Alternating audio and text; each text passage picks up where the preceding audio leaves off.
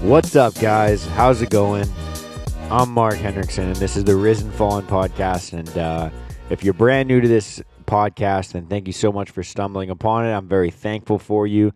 If you're a returning listener, thank you very much for coming back and supporting. I appreciate that as well. I appreciate you, regardless of if you've listened to this podcast before or not.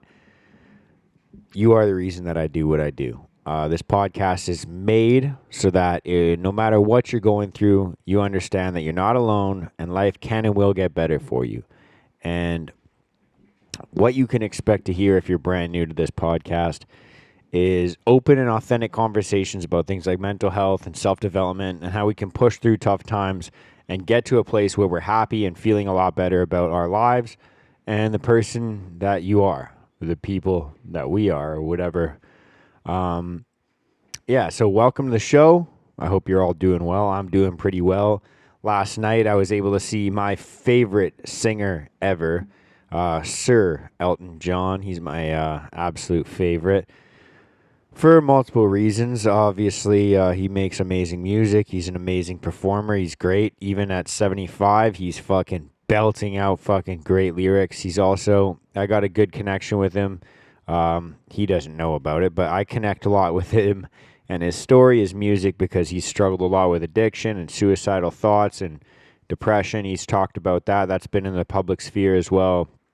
And so when I was going through a tough time, a really tough time with my mental health, I found Elton John. I found a bunch of his interviews. I found a bunch of things like that. And I found, the same thing that I'm trying to provide with this podcast. I found, that I wasn't alone with the struggles I was dealing with, the thoughts that I had, those types of problems and issues. I was like, oh, fuck, there's other people that felt like this as well. And so that was the connection I had with him. I've always been emotionally connected to his music and his story. So I'm really thankful that I got to go and see that. So shout outs to my girlfriend for getting me those tickets for my birthday. It was fucking worth the wait. It was fucking awesome. It was like literally the best concert I've ever been to. It was also my first concert sober. I've never been to a concert sober before in my life, except maybe when I went to like my first concert ever. I was like 13, I think, and I think I was sober for that one. So this was my, it was a big deal for me. I really fucking appreciated it. And so when we went and checked in, because we stayed in a hotel last night, we didn't want to drive back. If anyone's like lives in a big city, or if you live in Vancouver, you know that like coming out of downtown Vancouver after seeing a concert or any big event like a hockey game or anything like that can be hell. I posted a picture on my Instagram story of just like how gridlocked fucking traffic was. It was like fucking stagnant for like an hour. And so I'm thankful we got to stay in a hotel last night. But when we checked into the hotel before the concert, it was kind of weird. I get really anxious about the most random shit ever. And so what happened was, she was a little bit anxious because of the time. We were on like a tight schedule, obviously. We had to like check in. She had to get ready and do girl shit and like makeup and everything like that, which takes a long time. And she's actually pretty quick at it, but she was just kind of nervous about time, and just because a few things that we had planned didn't go according to plan. I was like completely fine until we had checked into the hotel, and there was a few things that didn't go according to my plan, which then started making me anxious. Little weird things like, I brought some food with me because I meal prep all my food right now. I'm on 75 hard, so I've got a pretty strict meal plan. I wasn't able to bring my microwave, so I was eating cold fucking meals, which kind of got me in a shitty mood because I'm a little bitch sometimes that way. But we got the truck valet parked, so my keys were with valet, obviously, and it just kind of makes me feel weird when, I don't have access to all the things that I feel like are my property, that I feel like... when you leave your house, you got like your phone, wallet, keys, you feel comfortable. Most fucking people kind of probably will relate to that. It felt weird for me to not have my keys, couldn't warm up my meal. Like just when I don't have my own personal belongings, like, and even sometimes like having the keys to my vehicle kind of makes me feel safe because like I know like, okay, no matter what happens, I have a way out. I can go and go to a safe fucking place, quote unquote safe place if I need to. So it just kind of made me feel weird not having access to my vehicle. And I start to get a little bit anxious. And so she's a bit anxious. I'm a bit anxious. And I start to vocalize, hey, I'm feeling a bit anxious. And she's like, hey, like, do you want to talk about it? Because then, she's kind of an empath, and like my anxiety started making her anxious again. And I was like, no, I don't really want to talk about it. Like, I'm fine. I'll be able to power through this. Like, I'm just going to eat my meal cold. I'm going to read for a bit. I laid down and took a nap for a bit, etc. Like I've got my own little things that kind of get me out of my funk, right? But obviously, like, everyone goes through it differently, and everyone overcomes their anxiety differently. So she likes to talk about her anxiety when she's feeling anxious. Makes her feel better. So she asks me, do you want to talk about your anxiety? I say, no, I'm not really, like, I don't really need to talk about it. And then I started to speak, I started to talk. It was one of those things where I was like, my subconscious kind of took over, and I said, like, I'm actually okay right now. Like, I do feel a bit anxious, but I'm used to functioning with my anxiety at this level. And she's like, what are you talking about? And I was like, I'm like, this level of anxiety that I feel right now, like, I feel this often, and I'm used to kind of functioning with this. Like, I was definitely anxious, but it was like a comfortable level of anxious. And we kind of talked about that because I was thinking, and these are thoughts that I haven't really had before. And, and if you know anything about this podcast, you know that sometimes I just kind of dump all my thoughts out, and that this is what helps me understand them. But essentially, I was basically thinking, when you grow up with anxiety, you kind of become accustomed to living and operating with a certain level of anxiety all the time. Like, I can tell different stories. Like, I remember, like, a job interview, like, I still do deal with, like, social anxiety all the time, which is kind of funny because if you know who I am and you see me interact with people, it doesn't really seem like it because I am so outgoing, and I'll just say things that I don't really, it seems like I don't really care what people think. But that is one of the ways that I mask my anxiety, is I become like kind of, I overcompensate with like, oh, I don't want these people to even think that I'm anxious right now. And so I start to become even more social when I become anxious. It's kind of a weird paradigm, but anyways, that's what happens. And so I remember one of the first times I went for like a job interview, I was like super anxious because I basically quit my day job, with like a day's notice. I was like, hey, I'm going to quit my job. And I was like, I need to get a new job. So I was applying for a job in a gym at like literally the most entry level you could possibly be. And I had some bodybuilding experience. I had a little bit of like experience working in the service industry and restaurants and stuff. And I was just super nervous because I was like, I've never worked in a gym. I really want to work in a gym. I just quit my job today with 1 day's notice. So, like, I really want this job. And so I went into my job interview wearing a 3-piece suit. I really wanted to fucking, get this job. And then as I'm driving this job, I'm like, man, I'm wearing a fucking 3-piece suit for a job interview at a gym. And then that started making me anxious because I'm like, do I look stupid? Like, it's like kind of like that Step Brothers like scene where they're wearing like fucking tuxedos to be janitors kind of thing. I was like, fuck, I overdressed. And so then I was even more anxious. And, I go into this job interview and I basically say to them, look, like, I really want this fucking job. I will fucking do whatever position you need, and I'll just literally do whatever you ask as long as I can work in this fucking gym. And it ended up working out for me. I got put in a sales position, and I basically just had to fake it till I made it. Like, it was like, I remember the first like month that I worked there, one of my jobs was basically they gave me like a large stack of fucking papers, and it was all the people that had just canceled their memberships, and they told me like, you need to sell these people new memberships, basically. Like, call them and figure out why they quit the gym, figured out like why they canceled their memberships, and sell them a new membership. Like, that was literally what I had to do for the first month. And so I'm extremely fucking anxious going into the interview. I'm extremely fucking anxious, like literally my first month. And I ended up having like a huge fucking anxiety attack where I end up in the fetal position under my desk in the gym crying like probably a month in. And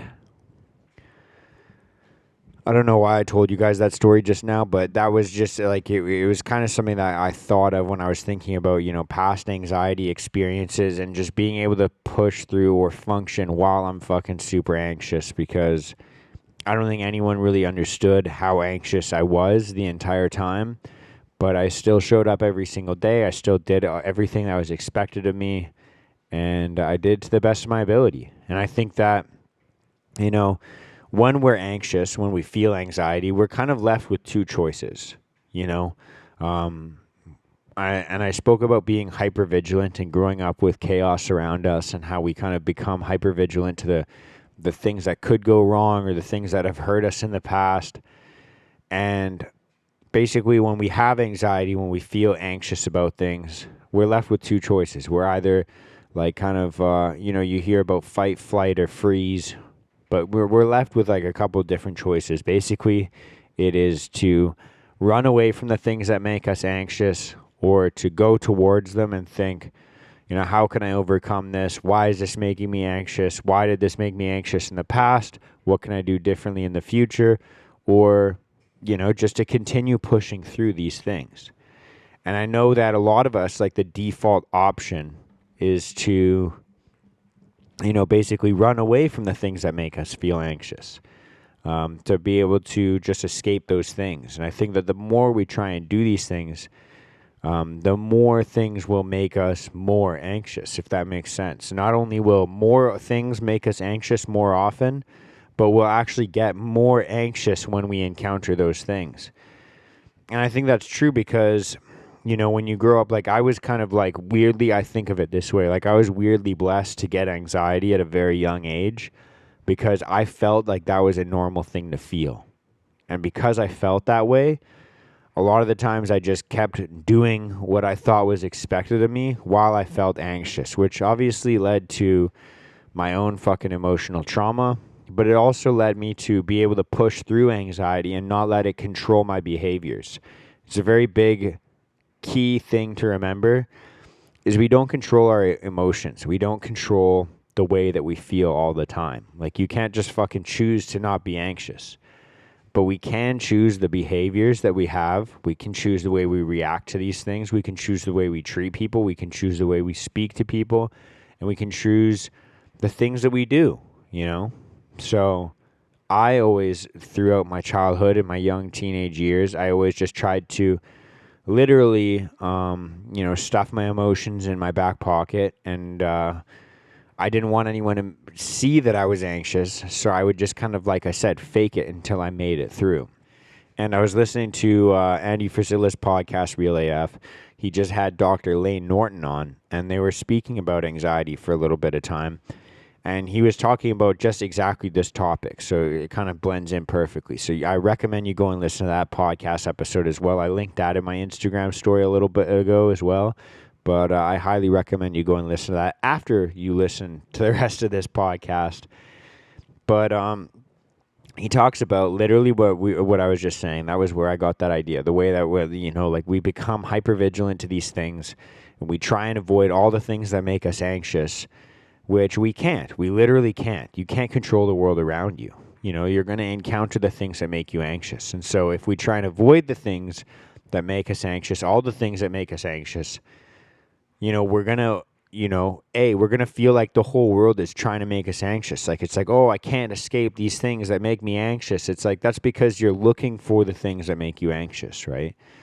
But Lane Norton was actually talking about, he was talking about getting butterflies before like a powerlifting meet. Or he was talking about even like fighters that he was watching who, you see people that like kind of like get nervous or they throw up before they have to fight. They get these butterflies in their stomach, and I fucking get those butterflies literally all the time. It never goes away. Like I fucking get that with every single episode that I record, every single episode that I listen back to, every single episode that I upload, every time I upload a fucking clip on Instagram. It happens to me all the time when I work in construction, when I have to work from heights. It happens to me all the time when I have tough conversations with my loved ones. It happens to me all the fucking time. Like, I get these anxious feelings of like these butterflies in my stomach. And Lane Norton's talking about it in the case of like a couple of different fighters and the way that they experience it and they feel it. And he says that one time he was watching The Ultimate Fighter, and a coach says to this fighter, he says, you know, that feeling that you're feeling when you have those butterflies in your stomach, that's the feeling you get. That's the feeling of being alive, right? And I think that that's so true. I think there's so much truth behind that, because the feeling that we get when we have butterflies in our stomach, the only reason that we ever get that feeling, that those butterflies in our stomach, is when we're about to do something that means a lot to us. And so it's almost a blessing, because it's a way, like an indicator of life telling you, like, this is something that you're passionate about. This is something that's important to you. This is something that means something to you. It has significance. And it's a very good indicator for you to either dive deep into why you feel that way. Actually, that's exactly what it is. It's a fucking indicator to dive deep into that, because those are the things that make you feel alive. Anything that can make you extremely anxious can also make you extremely happy on some side of the spectrum. And so, like, I think about this all the time when I think about I had a manager one time at work, and he was explaining anxiety to me, and he was basically saying, like, you know, that feeling that you get when you're super anxious for something, like whether it's like a sales presentation or a bodybuilding show or, you know, a sparring round in jiu-jitsu or whatever it could be, that feeling that you get when you're anxious, the feeling that you get, like that pit in your stomach, you know, you can't sleep, you can't eat well, you have no, you know, you have butterflies in your stomach. You get like kind of a faster heartbeat. You get kind of sweaty. You get like whatever it could be. That physiological feeling of being nervous or anxious. And then he said, what about the feeling you get when you're a little kid, maybe 6 years old, and it's the night before Christmas? You know, you get that feeling in your stomach like, oh, I can't wait for fucking things to happen tomorrow. Your heart rate's increased. You can't sleep. You don't want to eat anything other than fucking sweets or whatever. Like, it's almost the exact same physiological feeling. Excitement and anxiety are the same fucking things. And it's just the way that we like kind of attach other emotions to those things. Like, what if it goes wrong? What if this fucking happens? What if that fucking happens? Like, negative connotations to that exact physiological feeling. Whereas, like, when we're excited for something, it's, I wonder what could happen. I wonder what could happen. I wonder how fucking awesome it's going to be. How fucking amazing this could end up being. And it's that positive anticipation that we attach to that feeling, even though physiologically it's the exact same experience. Even just thinking about the things that we're passionate about and how these things are indicators for them. I remember when I was a little kid, I've got like a really weird family in that we have like big generational gaps. And so I'll give you an example. Like, my grandfather, he was born in 1913. My dad was born in 1958. And then I was born in 95. So there's always like a good 40 fucking years between us. So by the time I'm like 10 years old, my grandpa's in his 90s. And I remember talking to my grandpa one time, and my dad still fucking tells me this story all the time, where my grandpa would say, like, he wakes up in pain every single day. And I was like, fuck, that must suck, man. And he says, you know, when I wake up with pain, it reminds me that I wake up alive. And it reminds me that I've experienced different things. Like, he went into it all the time. And it was like, these things can be terrible fucking things. Like, when you think about pain, it can be a reminder of, you know, oh, this is something that I went through. But when you experience pain as well, it could also be a reminder of, I'm still alive. I'm still here to fight this fight. I'm still here to fucking continue on. I still have the opportunity to love my loved ones. I still have the opportunity. Yeah, I've felt pain. Yeah, I might be in pain right now. I might be hurt. But I have the opportunity to move forward. I have the opportunity to love my loved ones and have another fucking blessed day on this fucking earth. That's just a fucking absolute miracle. And so we all fucking feel these random emotions all the fucking time. We don't get to control A lot of the experiences that we have in our childhood, in our, our adolescence, we don't get to control a lot of these things, We don't get to control our emotions at the end of the day. But you do get to dictate your own behaviors. And your emotions don't dictate your behaviors. You do. And so following your emotions is typically going to lead you to, negative places anyways. And so you have to think about, what can I actually do to make myself proud? What can I actually do to put myself in a better position, And this goes into fucking literally anything.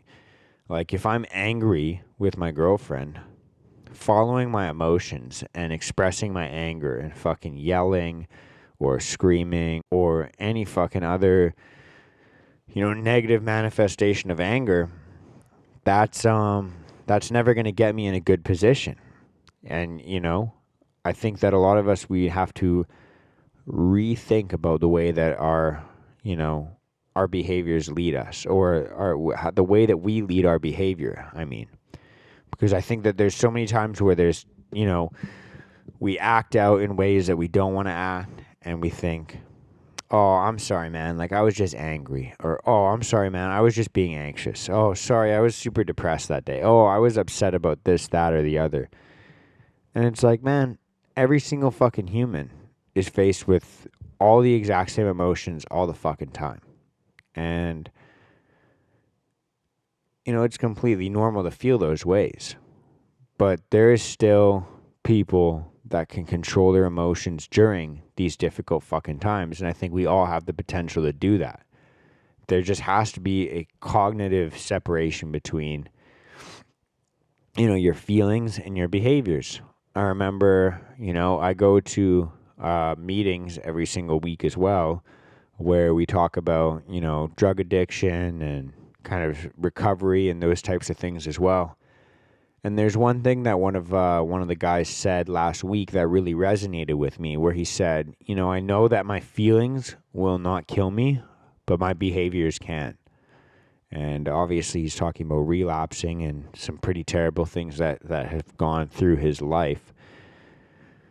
But it fucking hit me like a brick right then and there when he said that. I was like, wow, that's fucking so true, because our feelings never fucking can hurt us. They might hurt to experience, but the feelings themselves cannot kill us. The only thing that can is our own fucking behaviors, our own fucking actions, the habits that we instill. And so I'm going to leave you guys on that note. It's just something to think about, right? It's something to think about, because I think that a lot of the times we blame our behaviors on our anxiety, our emotions, our behaviors are dictated by those things. And I think that it's going to make life a lot more miserable if we try and follow these emotions, rather than actually try and start to dictate our behaviors and our habits ourselves. So that's all I got. I hope you're doing well. If you're not doing well, reach out. My Instagram is @RisenFallen. You can reach out to me there. We do have the mental health group as well. Go to the pumpkin patch. We go on hikes. We do go for coffee. We do fucking all types of different in-person meetups, just to try and create a little bit more community, a little bit more connection, and connect people out there to other people that just want to make themselves better, and, help other people do the exact fucking same. And just understand as well, I'm not just sitting up here on a fucking high horse. I understand, my emotions dictate my behaviors sometimes as well. And if they do, you're human. It is what it is. We all make mistakes. We all make errors. You're fine. You're human. The idea that I'm trying to convey is that you fucking woke up today. You have most likely you got a roof over your head. You got food in your fridge. You've got the opportunity to become a better person today. And you got the opportunity to make someone else smile. You got the opportunity to do the right fucking thing. So make sure that you go out and fucking do that. And if you didn't today, and it's the fucking evening time for you like it is for me right now, then make sure tomorrow is a fucking better day. All right? If you need to talk, like I said, reach out on Instagram. It's @RisenFallen. New hoodies are out. New tees are out. You can get those at risenfallen.com as well. But like I said, I hope you're doing well. I'm going to let you go because it's fucking almost bedtime for me and I got a lot of shit to do. So I'm going to get to it. Hope you're doing well. I don't know how many fucking times I'm going to say that, but much love. Peace out, motherfuckers. I love you all.